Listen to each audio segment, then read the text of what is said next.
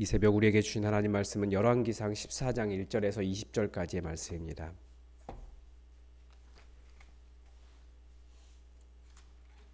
열왕기상 14장 1절에서 20절까지의 말씀입니다.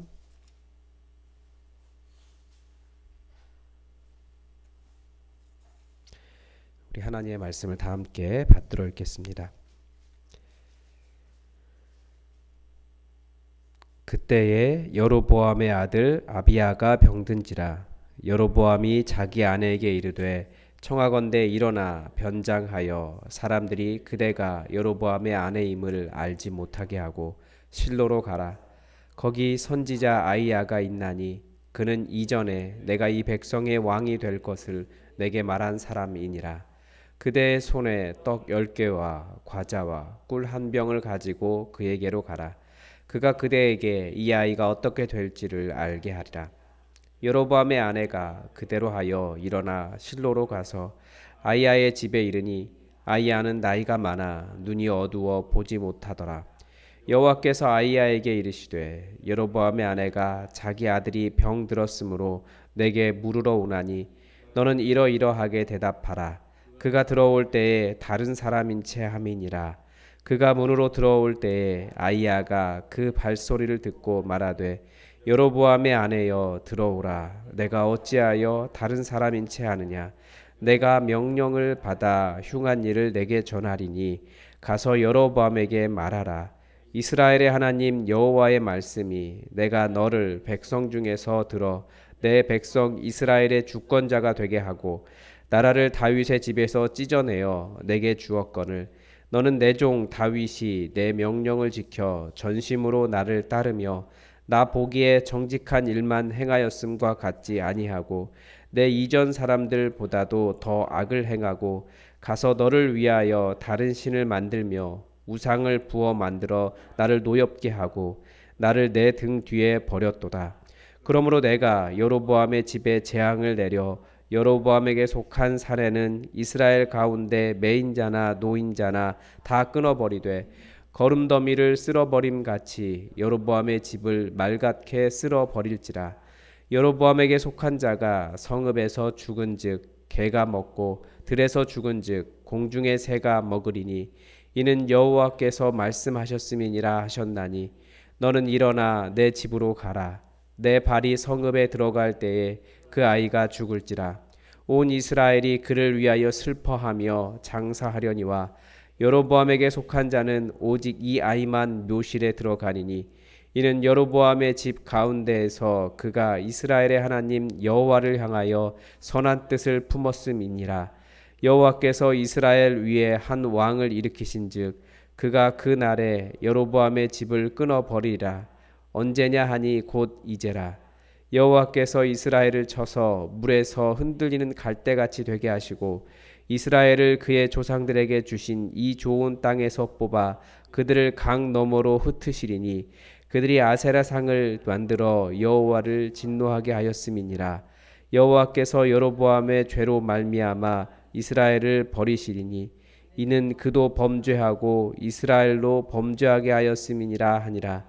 여로보암의 아내가 일어나 디르사로 돌아가서 집 문지방에 이를 때에 그 아이가 죽은지라.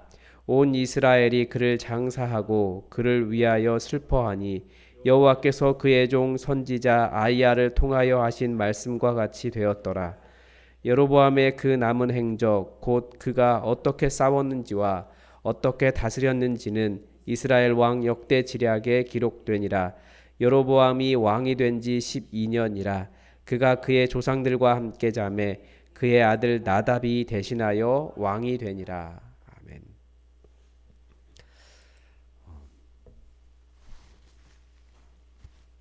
요즘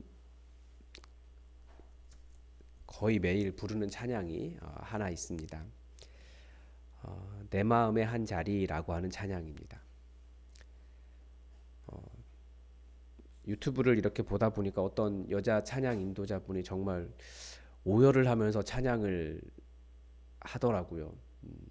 그런데 그러면서 그때부터 저도 계속 부르게 되는 것 같아요. 내 마음 가장 귀한 그 한가운데 오셔서 주님이 주인이 되어주시고 다스려 달라고 하는 그런 기도의 찬양입니다.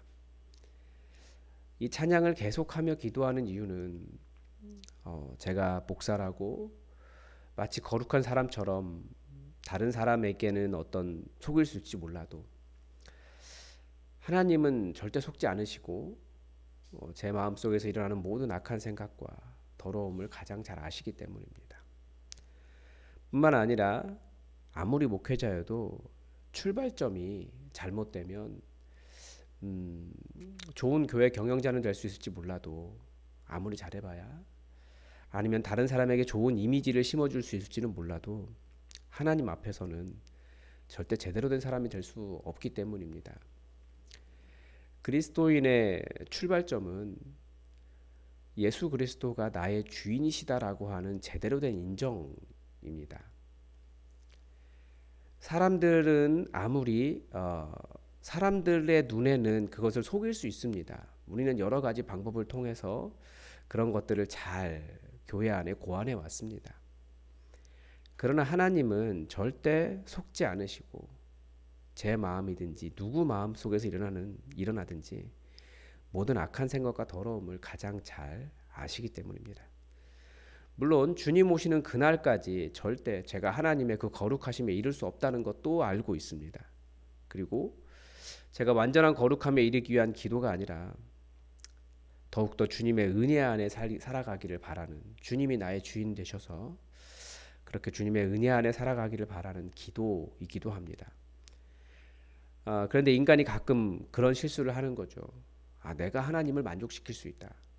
혹은 내가 잘했다고 스스로 자찬하면서 하나님이 속으셨을 것이다 라고 생각하는 경우도 있습니다.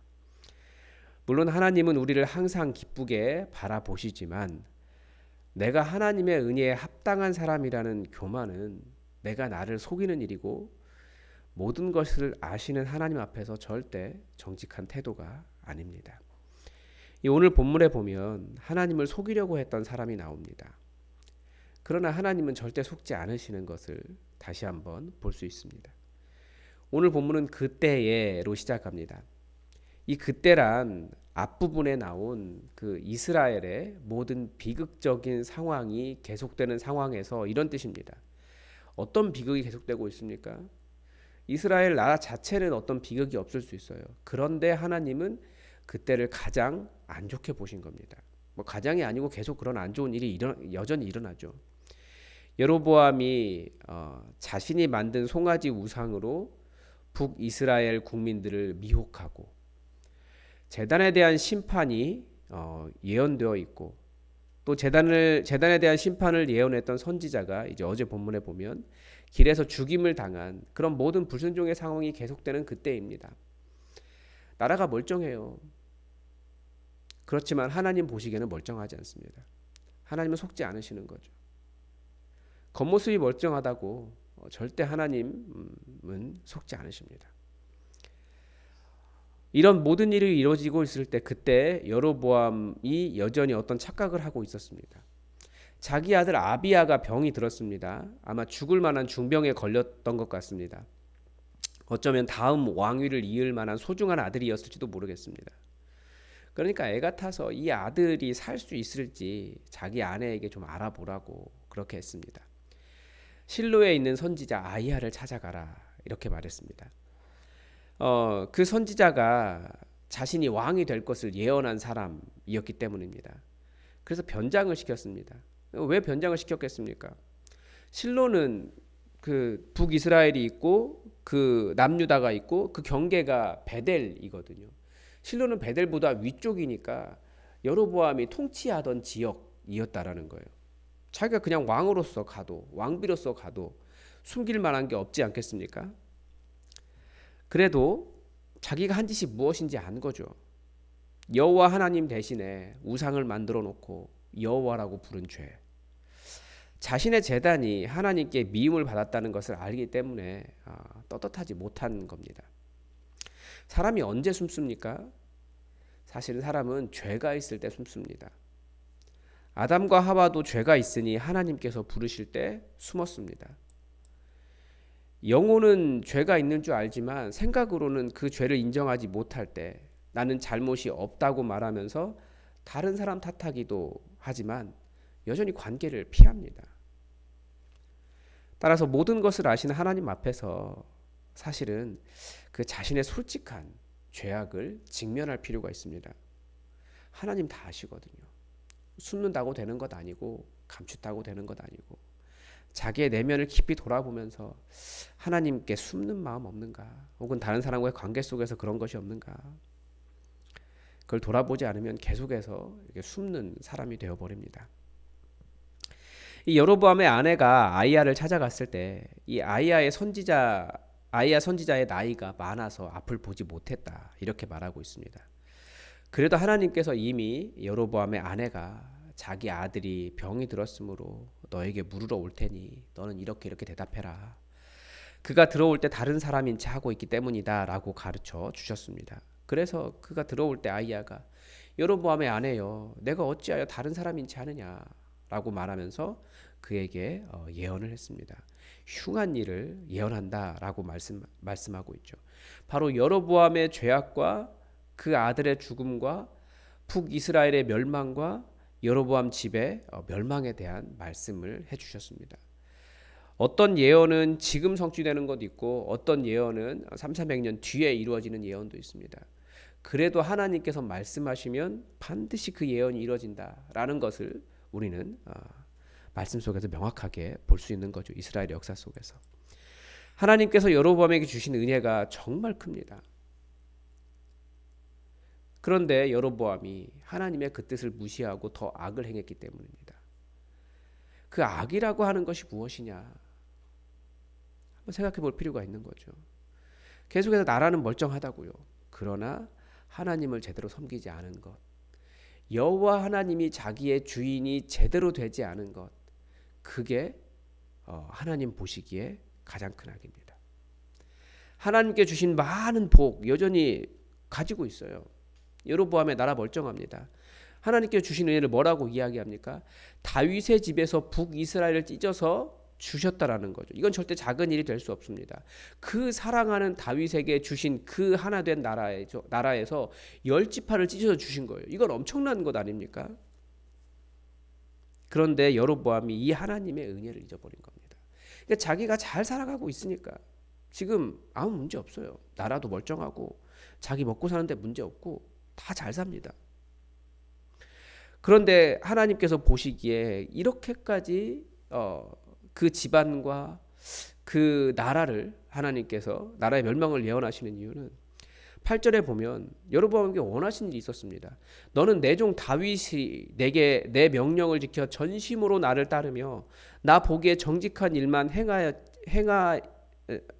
행했던 것을 하지 않았다라고 가르쳐주고 있습니다.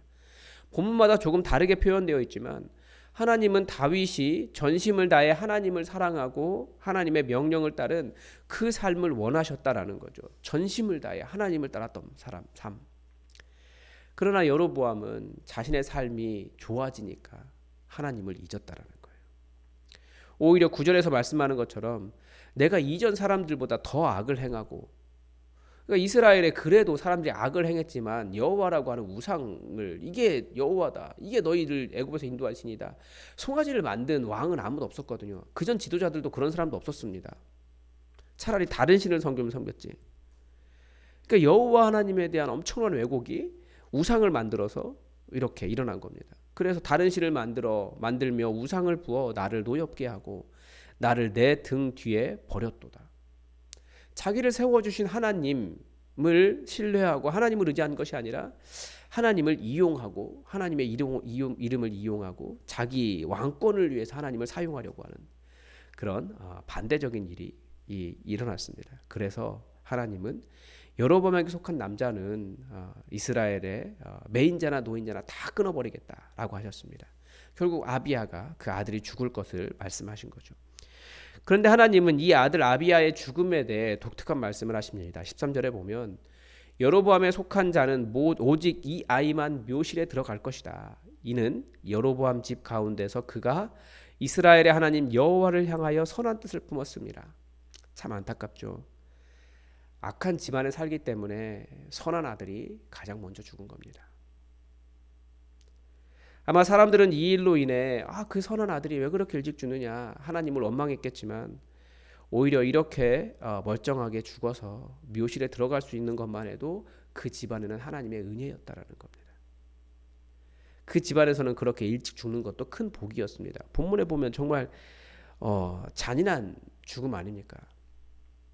그만큼 여로보암 집안의 심판이 가혹할 것을 말씀하셨습니다. 하나님은 이렇게 우상 숭배를 싫어하십니다.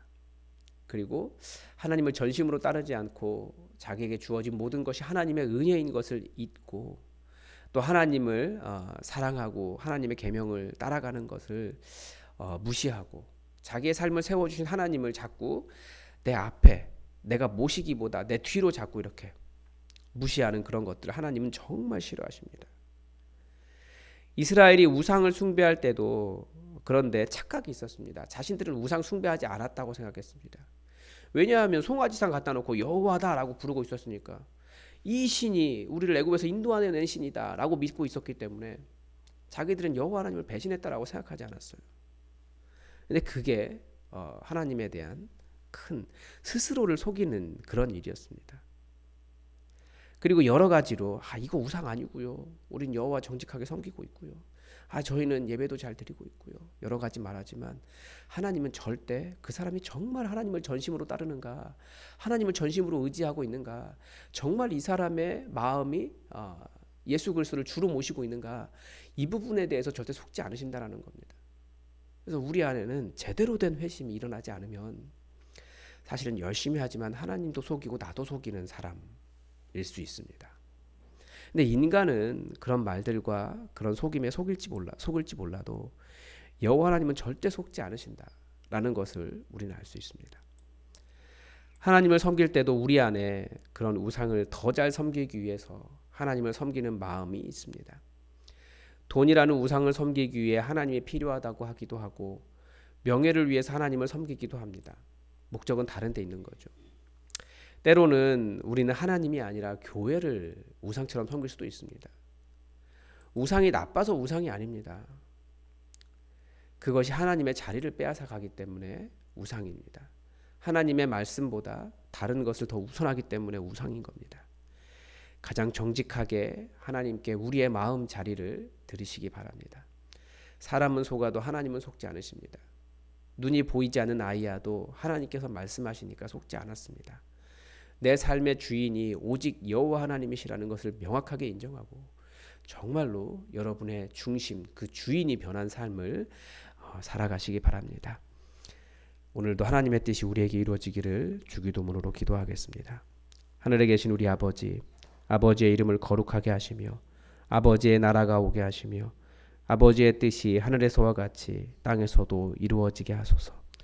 오늘 우리에게 일용할 양식을 주시고 우리가 우리에게 잘못한 사람을 용서하여 준 것 같이 우리 죄를 용서하여 주시고 우리를 시험에 빠지지 않게 하시고 악에서 구하소서.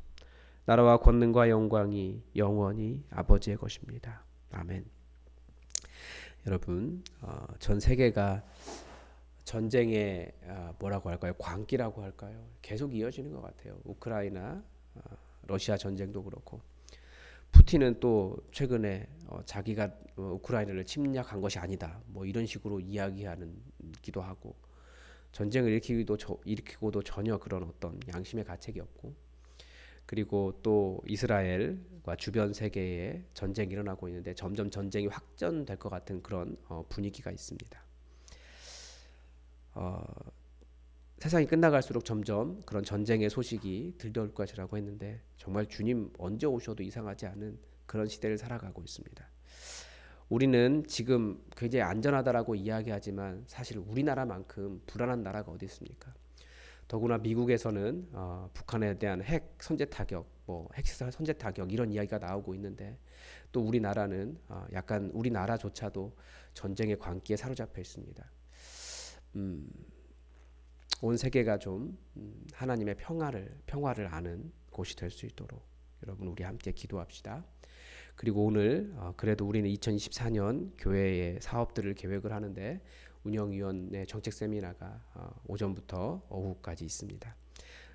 정책 세미나가 하나님의 은혜 가운데 잘 진행되고 이 일을 위해 수고하는 운영위원들에게 하나님께서 복 주시고 가장 평안하고 즐거운 시간, 내년이 하나님의 은혜를 기대하는 그런 시간 될 수 있도록 여러분 함께 기도해 주시기 바랍니다. 다 함께 기도하겠습니다.